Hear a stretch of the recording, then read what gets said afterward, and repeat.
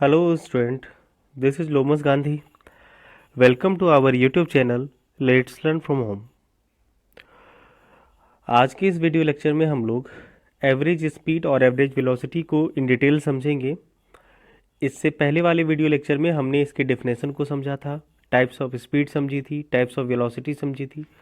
उसमें एक टाइप्स रह गया था एवरेज वेलोसिटी और एवरेज स्पीड को समझने के लिए। तो हमने आपको ये बताया भी था कि ये एवरेज स्पीड और एवरेज वेलोसिटी वाला जो टॉपिक होता है ये थोड़ा डिटेल्स में हमें समझना होगा, क्योंकि इनसे रिलेटेड ये कंप्लीट न्यूमेरिकल पार्ट है। जब तक आप इससे रिलेटेड प्रॉब्लम करेंगे नहीं तो फिर ये चीज़ें आपको समझ में नहीं आएगी कि एवरेज वेलोसिटी और एवरेज स्पीड का एक्चुअल मीनिंग होता क्या है। इसलिए हमने इस पर अलग से वीडियो लेक्चर बना रखा है। इससे पहले कि आप इस लेक्चर को स्टार्ट करें, जिन्होंने इससे पहले वाले वीडियो लेक्चर को नहीं देखा है वो प्लेलिस्ट में जाके, जो कि आपको डिस्क्रिप्शन बॉक्स में दे रखा होगा, उन पे जाके आप सारे प्लेलिस्ट को एक्सेस कर सकते हैं। सिर्फ फिजिक्स के ही नहीं, केमिस्ट्री, बायोलॉजी, मैथमेटिक्स, सारे सब्जेक्ट के आपको धीरे धीरे हर क्लासेस के सारे सब्जेक्ट के आपको वीडियो लेक्चर अवेलेबल है यहाँ पे, ठीक है। और अगर आपको ये अच्छा लगा, मतलब ये अगर इनसे आपको फ़ायदा पहुँच रहा है, अगर लग रहा है कि और अपने फ्रेंड सर्कल में इनको शेयर करना चाहिए ताकि उसे भी इसका फ़ायदा पहुंच पाए, तो आप बिल्कुल शेयर कर सकते हैं, ठीक है, अपने दोस्तों में। चलिए, तो फिर हमें एवरेज स्पीड और एवरेज वेलोसिटी को समझना है। तो चलिए स्टार्ट करते हैं आज का ये वीडियो लेक्चर, ठीक है। एवरेज स्पीड देखो, होता क्या है कि जब जब हमारी वेलोसिटी बदलती है या स्पीड बदलती है, चेंज होती है, मतलब नॉन यूनिफॉर्म होती है, ठीक है, उस वक्त हमें एक ओवरऑल स्पीड बतानी पड़ती है। जैसे एग्जांपल के तौर पे किसी एक पॉइंट से आपको, मान लो किसी दूसरे पॉइंट तक आपको जाना है, मान लो पॉइंट ए से पॉइंट बी तक आपको जाना हो, ठीक है। अब पॉइंट ए से पॉइंट बी तक जाने के लिए ज़रूरी नहीं है कि आप हमेशा एक पॉइंट से दूसरे पॉइंट तक जाने के लिए गाड़ी की स्पीड सेम रखो। ये तो ज़रूरी नहीं है, क्योंकि ट्रैफिक अलग हो सकते हैं और जो रोड्स, रास्ते वगैरह होते हैं वो अलग अलग टाइप के हो सकते हैं। कहीं रास्ते एकदम स्मूथ मिले, कहीं ट्रैफिक मिले। जहाँ पे ट्रैफिक मिलेगा उस वक्त, उस ड्यूरेशन में आपकी गाड़ी की स्पीड कम हो जाती है। फिर जहाँ पे एकदम फ्री रास्ता होता है उस वक्त आपकी गाड़ी की स्पीड थोड़ी फास्ट हो जाती है कि नहीं। तो उस वक्त हमें क्या कहना होता है, अगर आपसे ये पूछा जाए कि पॉइंट ए से पॉइंट बी तक पहुंचने में आपने किस स्पीड से गाड़ी को चलाई है, तो आप एक आसपास एक डाटा कहते हैं कि लगभग मान लो 50 किलोमीटर पर आवर की स्पीड से हम पॉइंट ए से पॉइंट बी तक पहुंचे। ये एक लगभग डाटा कहते हैं, लगभग हमारी स्पीड इतनी रही होगी। ये एक रफ डाटा कहा जाता है। इसी रफ डाटा को हम लोग दूसरे टर्म्स में एवरेज कहते हैं ना, कि एवरेज लगभग नहीं, एवरेज 50 किलोमीटर पर आवर की स्पीड से चले होंगे, पॉइंट ए से पॉइंट बी तक पहुंचे होंगे। तो ये जो लगभग डाटा होता है, इस डाटा को हम लोग कहते हैं एवरेज स्पीड। क्लियर है। और एवरेज वेलोसिटी की अगर हम बात करें तो देखो, जब स्ट्रेट लाइन पाथ में मोशन होता है, हमने आपको डिस्टेंस और डिस्प्लेसमेंट में समझाया था कि किस केस में डिस्टेंस और डिस्प्लेसमेंट सेम होता है। जब ऑब्जेक्ट स्ट्रेट लाइन पाथ में मूव कर रहा होगा उस वक्त दो पॉइंट के बीच का डिस्टेंस और डिस्प्लेसमेंट हमेशा सेम होता है। तो अब ये बताओ स्पीड क्या होती है। स्पीड होती है रेट ऑफ डिस्टेंस, नहीं, the rate of distance at which body moves, मतलब distance by time. In short ये कह सकते हैं डिस्टेंस बाय टाइम, ठीक है। कौन स्पीड होती है, डिस्टेंस बाय टाइम, ठीक है। इसका मतलब स्पीड डिस्टेंस पे डिपेंड करती है। अगर हम बात करें वेलोसिटी की, तो वेलोसिटी क्या होता है, वेलोसिटी होता है डिस्प्लेसमेंट बाय टाइम, ठीक है। वेलोसिटी होती है डिस्प्लेसमेंट बाय टाइम और स्पीड होता है हमारा डिस्टेंस बाय टाइम। समझ पा रहे हैं बात को, डिस्टेंस बाय टाइम। ये दो चीज़ें आपको ध्यान में रखनी है। क्लियर है, ठीक है। स्पीड का फॉर्मूला हमारे पास क्या है, स्पीड का फॉर्मूला हमारे पास है डिस्टेंस बाय टाइम का। स्पीड है हमारे पास, ठीक है, डिस्टेंस बाय टाइम, ठीक है, डिस्टेंस अपॉन टाइम। और वेलोसिटी का फॉर्मूला हमारे पास है वेलोसिटी इक्वल टू, ठीक है, displacement by time. Displacement by time, ये दो चीज़ें हैं। अब देखो डिस्टेंस और डिस्प्लेसमेंट अगर सेम हो जिस सिचुएशन में, उस सिचुएशन में स्पीड और वेलोसिटी भी सेम होगी, क्योंकि मान लो एक पर्टिकुलर टाइम के बारे में अगर हम लोग बात करें, एक at a particular time, in that situation distance और displacement, distance and displacement same. उस सिचुएशन में, किसी पर्टिकुलर सिचुएशन में जब डिस्टेंस और डिस्प्लेसमेंट सेम हो, और ये सिचुएशन क्या हो सकता है, जब ऑब्जेक्ट स्ट्रेट लाइन पाथ में मूव करेगी, उस केस में स्पीड और वेलोसिटी सेम होगी। समझ पा रहे हैं? तो अगर आपने एवरेज स्पीड निकालना सीख लिया है तो आप आराम से एवरेज वेलोसिटी भी समझ सकते हैं, क्योंकि एवरेज वेलोसिटी क्या होती है, एवरेज वेलोसिटी वो भी होगी नेट डिस्प्लेसमेंट बाय टाइम। और एवरेज स्पीड का फॉर्मूला हमने आपको डिफिनेशन में क्या सिखाया था कि एवरेज स्पीड आपको निकालने के लिए क्या करना होगा, total distance travel by total time taken करना है। ठीक है, तो when a body moves along straight line path, इस सिचुएशन में एवरेज स्पीड एवरेज वेलोसिटी के बराबर होती है। ठीक है, ये चीज़ें आपको ध्यान में रखनी थी। अलग से एवरेज स्पीड के लिए आपको लेक्चर नहीं देखना है या अलग से प्रॉब्लम नहीं बनते हैं। आपने अगर एवरेज स्पीड समझ लिया, एवरेज वेलोसिटी को आप उसी तरह से ट्रीट करके उस पर प्रॉब्लम बना सकते हैं। बस ध्यान में एवरेज वेलोसिटी के लिए क्या रखना है आपको, एवरेज वेलोसिटी के लिए आपको डिस्प्लेसमेंट का ख्याल रखना है और एवरेज स्पीड के लिए आपको डिस्टेंस का ख्याल रखना है। ठीक है, जैसे हमने यहाँ पे आपको बता भी रखा है कि एवरेज स्पीड के लिए आपको देखना है total distance by total time taken. ठीक है, और एवरेज वेलोसिटी के लिए आपको क्या देखना है, net displacement by total time. समझ पा रहे हैं बात को, net displacement by total time. Clear है? बहुत बढ़िया। चलिए अब हम लोग आते हैं एवरेज स्पीड और एवरेज वेलोसिटी को समझने के लिए प्रॉब्लम पे।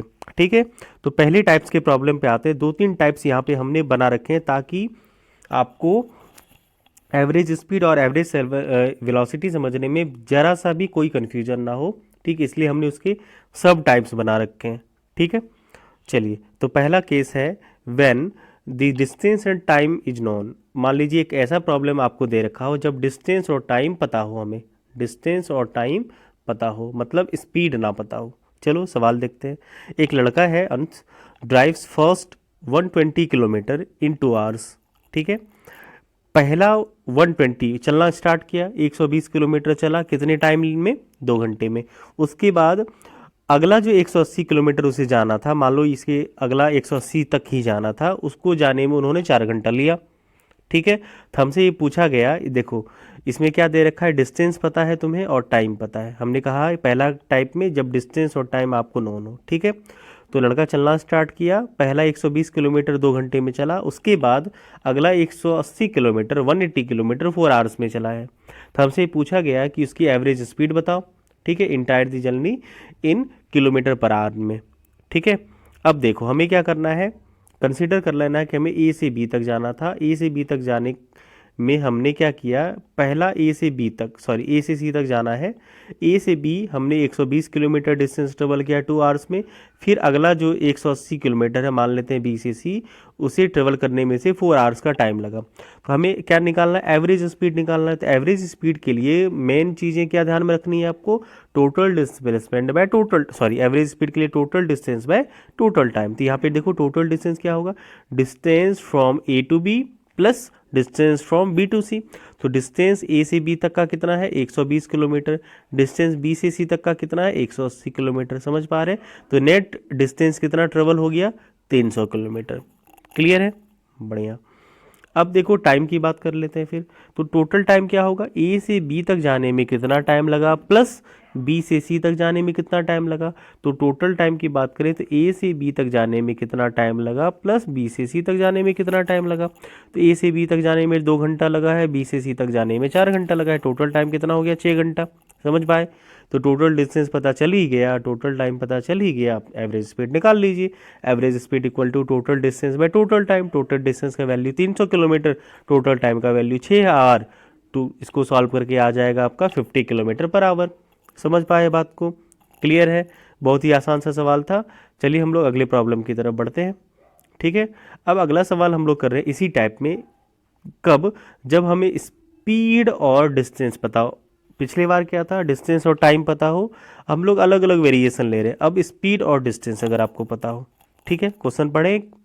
एक train covers first 120 kilometer at a speed of 20 kilometer per hour and then covered the remaining 180 kilometer at a speed of 40 kilometer per hour. Find its average speed.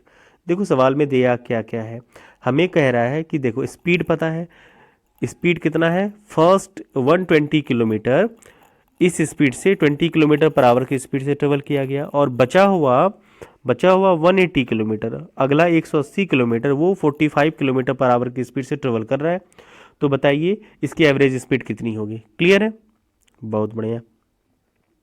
अब देखो average speed समझने के लिए हमें क्या करना होगा, टोटल डिस्टेंस में टोटल टाइम निकालना होता है। तो बताओ हमने मान लो ए से बी तक गया 120 किलोमीटर, बी से सी तक गया 180 किलोमीटर, ठीक है। तो टोटल डिस्टेंस तो यहाँ पे दे रखा है कितना, टोटल डिस्टेंस यहाँ पे distance between A and B plus distance between B and C, ठीक है। आप इसी तरह से डायग्राम वगैरह बना के कर लोगे सवाल को ना, तो सवाल आसानी से एक्सप्लेन भी कर पाओगे और समझ भी पाओगे, इसी तरह से सिंपल वाला, ठीक है। तो डिस्टेंस 120 प्लस 180 कितना हो गया, 300 किलोमीटर, ठीक है।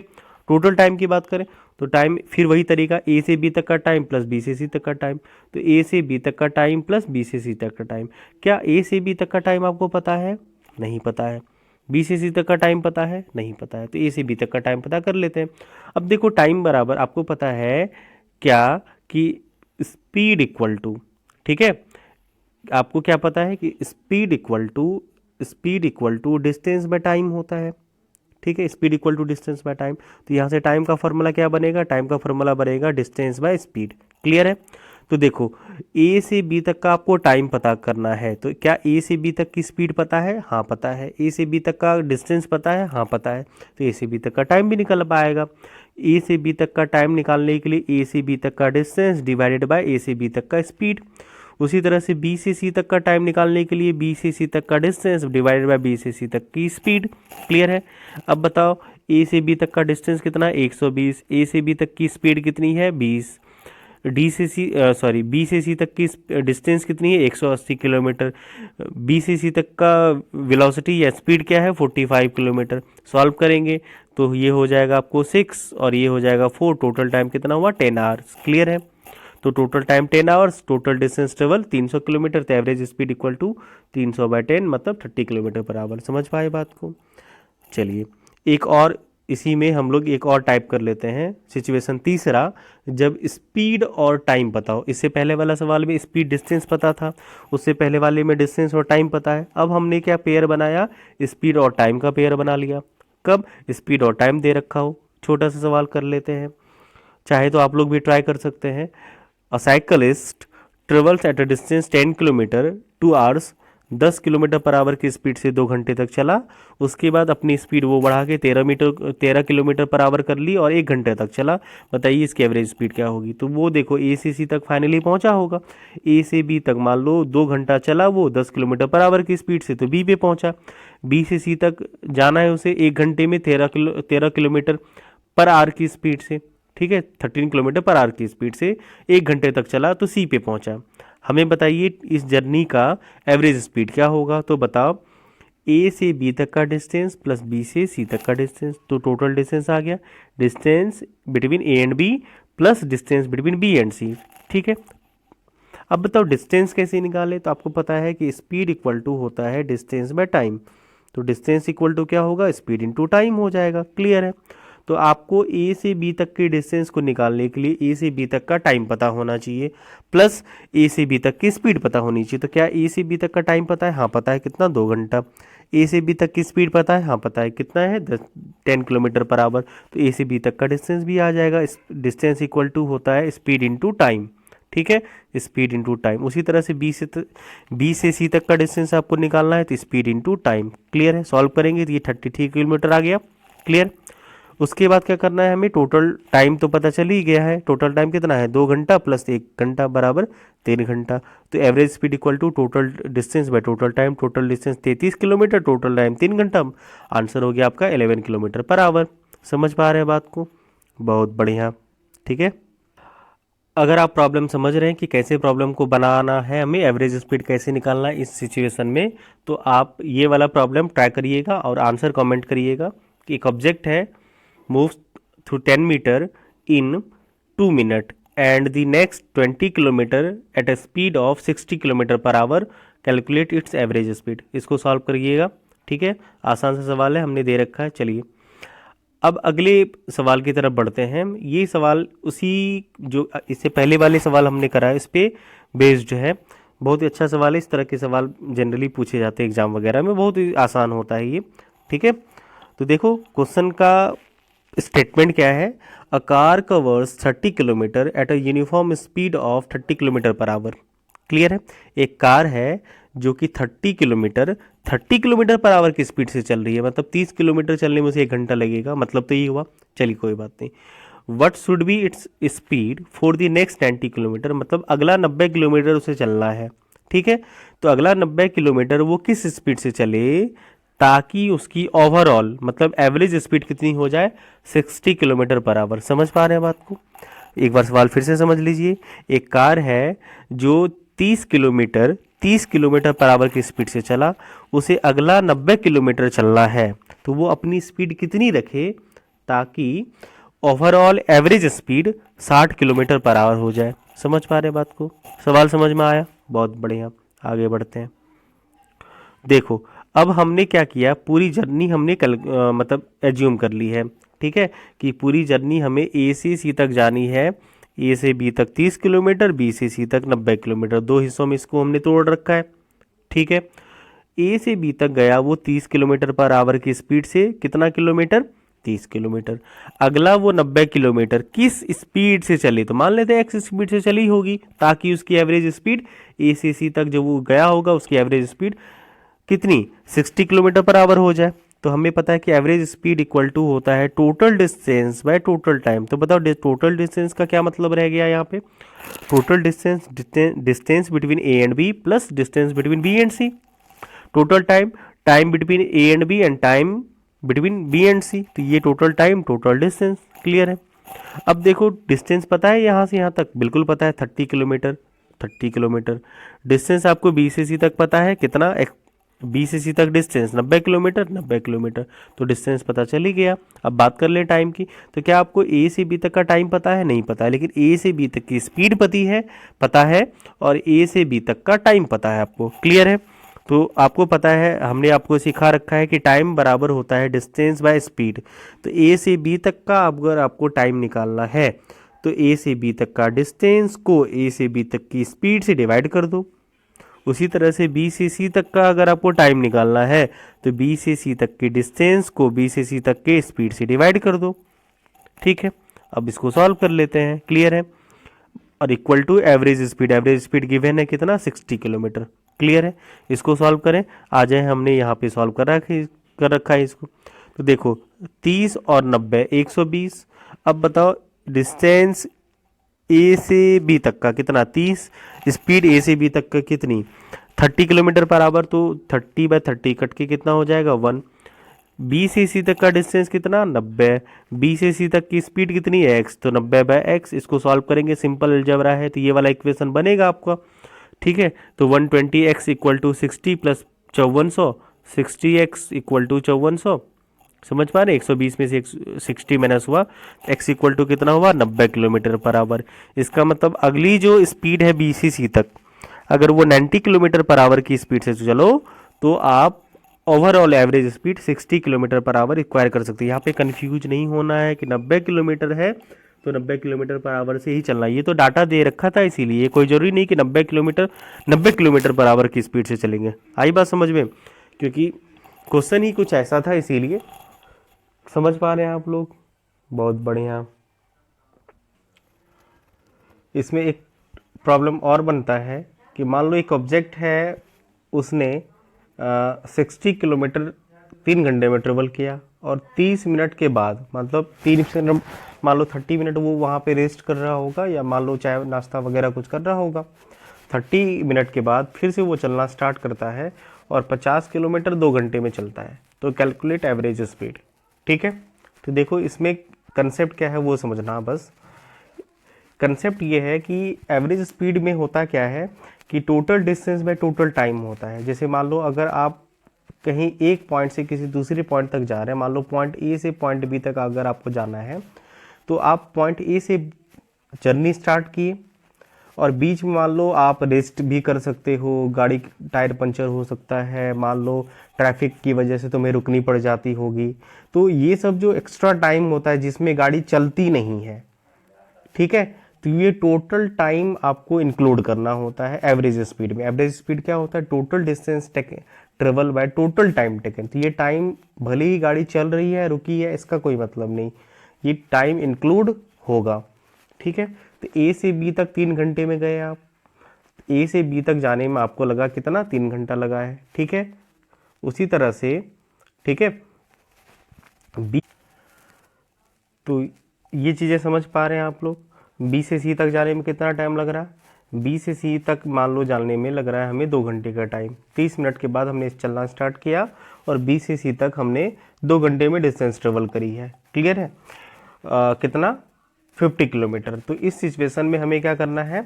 हमें एवरेज स्पीड निकालना है। तो कंसेप्ट यहाँ पे बस इतना था कि ये जो एक्स्ट्रा टाइम आता है ना, ये इस एक्स्ट्रा टाइम को तुम्हें प्लस करना है, बस क्वेश्चन बन गया। ये चीज़ें अगर आप समझ पाए तो टोटल डिस्टेंस कितना होगा? 60 + 50, 60 50 कितना हो गया? 110 किलोमीटर। और टोटल टाइम कितना होगा? 3 घंटा प्लस 30 मिनट मतलब हाफ आवर, और प्लस 2 घंटा मतलब टोटल हो गया 5.5 घंटा, ठीक है। तो टोटल हो गया आपका 5.5 घंटा। इसको समझ लीजिए, टोटल 5.5 घंटा का टाइम हो गया।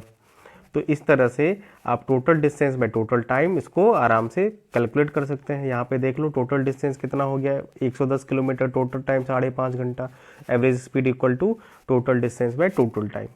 समझ पा रहे हैं बात को? इसको सॉल्व करेंगे 20 किलोमीटर पर आएगा। तो ये इस तरह के क्वेश्चन को हम लोग ऐसे ही बनाएंगे, एक्स्ट्रा टाइम होगा, ठीक है। अब इन सब सारे प्रॉब्लम में हमने यहाँ पे एवरेज वेलोसिटी की बात नहीं करी है कहीं भी, तो चलिए सारे प्रॉब्लम में एवरेज वेलोसिटी को एक एक करके समझते हैं, साथ ही साथ पैरेलल चीज़ें हो जाएगी। तो चलिए सारे प्रॉब्लम में हम लोग एवरेज वेलोसिटी की बात बारी बारी से करते हैं।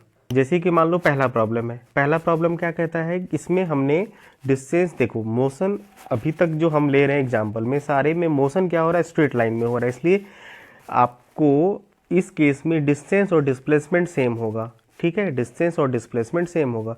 ए से बी तक का डिस्टेंस 120, ए और बी से सी तक का डिस्टेंस 180, तो टोटल डिस्टेंस कितना हो गया? 300, और टोटल टाइम कितना? 6 घंटा। तो इस सिचुएशन में, जिस सिचुएशन में हमने आपको पहले भी कह रखा है फिर भी एक बार देख लो, जब when a body moves along straight line then average speed और एवरेज वेलोसिटी क्या होगा?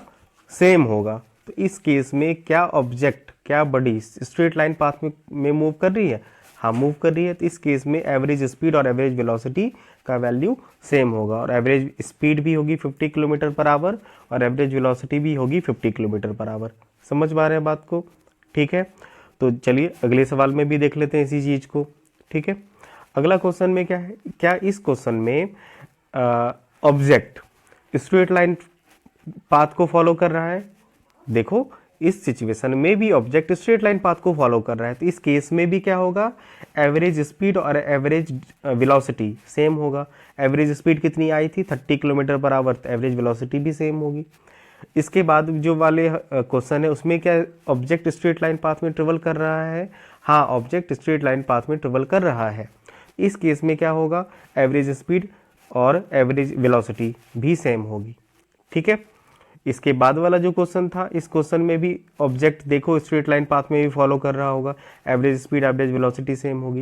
इसके बाद वाला जो क्वेश्चन है इसमें भी अगर आपको एवरेज स्पीड या एवरेज वेलोसिटी के बारे में कुछ पूछा जाता तो सेम आती। मतलब हर सिचुएशन में जब जब एवरेज वेलोसिटी और एवरेज स्पीड की बात की जाएगी, ठीक है, तो ये हमेशा सेम होगा। कब? जब ऑब्जेक्ट स्ट्रेट लाइन पाथ को मूव कर रहा हो। हम लोग एक और भी एग्जांपल लेंगे, ठीक है, जिसमें ये इस बात को समझेंगे कि जब ऑब्जेक्ट स्ट्रेट लाइन पाथ में मूव ना कर रहा हो, उसका अलग एग्जांपल होगा, उसको हम लोग अलग से अच्छे तरीके से समझेंगे, ठीक है। सर्कुलर मोशन में भी वो चीज़ें रिपीट होगी। उस केस में क्या होगा? ऑब्जेक्ट तो सर्कुलर ट्रैक पे मूव करता है, तो हर केस में उसका डायरेक्शन बदलता है, तो एवरेज स्पीड उसकी कांस्टेंट होती है, वेलोसिटी बदलती रहती है। तो एवरेज स्पीड भले ही कांस्टेंट हो, एवरेज वेलोसिटी बदल जाएगी, ठीक है, क्योंकि एवरेज वेलोसिटी डायरेक्शन पे वगैरह पे डिपेंड करती है। अगर स्ट्रेट लाइन पाथ में ऑब्जेक्ट नहीं चल रहा हो तो एवरेज वेलोसिटी भी उसकी बदल जाएगी। तो वो हम लोग करेंगे सर्कुलर मोशन वाले टॉपिक में, डिटेल्स में, क्योंकि बीच में करवाने से फिर वो प्रॉब्लम हमें करवाना है तो 2 बार प्रॉब्लम रिपीट हो जाएगा। उससे अच्छा है सर्कुलर मोशन में हम लोग उस टाइप के प्रॉब्लम को कर लेंगे। ठीक है, तो ये प्रॉब्लम क्या है कि ये टॉपिक थोड़ा न्यूमेरिकल पार्ट कंप्लीट हो जाता है, इसलिए इसमें टाइम लगता है समझने में, और समझाने में भी इसको थोड़ा देना पड़ता है। तो ये वीडियो लेक्चर थोड़ा लंबा हो जा रहा है, तो हम लोग इसका पार्ट 2 कर लेंगे। एवरेज स्पीड और एवरेज वेलोसिटी को उसमें पार्ट 2 में और अच्छे प्रॉब्लम करेंगे और एक शॉर्टकट फार्मूला का डेरिवेशन करेंगे हम लोग। ठीक है, तो तब तक आप लोग इसको पढ़िए और अच्छे समझिए। इससे रिलेटेड कोई भी प्रॉब्लम वगैरह हो तो उसको पूछिए और पिछला वाला वीडियो देखते रहिए। और अगर आपको हमारा चैनल, हमारा कंटेंट पसंद आ रहा है, ठीक है, हमारी चीज़ें समझ में आ रही है, या इससे रिलेटेड कोई सुझाव आपके पास है, ठीक है, अगर आपको लगना चाहिए कि इसे सर आप ठीक कर सकते हैं, या कोई भी जो लोग इसे देख रहे हैं, अगर आपके पास इससे रिलेटेड कोई सुझाव भी है, कोई सजेशन आप देना चाहते हैं, तो उसके लिए भी स्वागत है। आप बिल्कुल कमेंट बॉक्स में आप उसको डायरेक्टली मैसेज कर सकते हैं कि इसको ठीक कर लो, यहाँ पे गलती थी। क्योंकि हो सकता है कि देखो, हर चीज़ परफेक्ट तो होती नहीं है, गलतियां हम सब में होती है, तो कोशिश करेंगे कि हम उसको अगले लेक्चर में इम्प्रूव कर पाए। ठीक है, आपके सुझाव का हमें इंतज़ार होगा।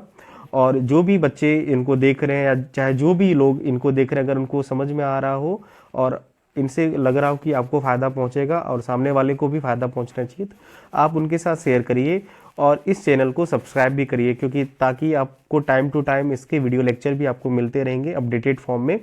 ठीक है, तो चलिए मिलते हैं अगले वीडियो लेक्चर में, जो एवरेज स्पीड और एवरेज वेलोसिटी का पार्ट 2 होगा। उसमें हम लोग और भी अच्छे प्रॉब्लम को समझेंगे। ठीक है, ये कंप्लीट न्यूमेरिकल पार्ट होगा, तो 2 तरह का न्यूमेरिकल हो जाएगा आपका 2 पार्ट में। ठीक है, तो मिलते हैं अगले वीडियो लेक्चर में, तब तक के लिए पढ़ते रहिए। ऑल द वेरी बेस्ट, धन्यवाद।